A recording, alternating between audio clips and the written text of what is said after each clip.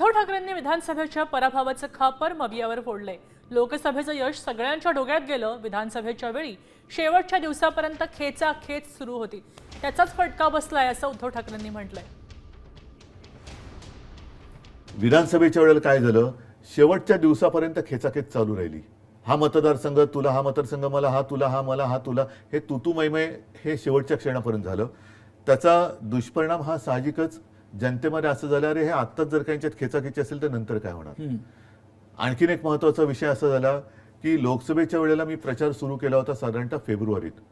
तेव्हा काय होतं, आता isakal.com आहे देशातील नंबर 1 ची मराठी न्यूज वेबसाईट। प्रत्येक अपडेटसाठी माझ्यासमोर उमेदवार होते माझे, पण निशाणी नव्हती।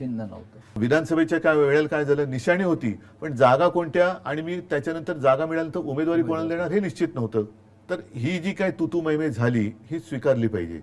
आपल्याकडनं झालेली मोठी चूक होती आणि ती जर का चूक परत करायची असेल तर मग त्या गोष्टीला एकत्र येण्याला काही अर्थ राहत नाही। म्हणजे समन्वयाचा अभाव होता। समन्वयाच्या अभावापेक्षा लोकसभेचं यश हे नाही म्हटलं तरी सगळ्यांच्या डोक्यात गेलं। लोकसभेच्या वेळेला महाविकास आघाडी आणि सगळे नेत्यांपासून कार्यकर्त्यांपर्यंत, अरे ठीक आहे तू आपल्याला जिंकायचंय, हे आपलेपण होता।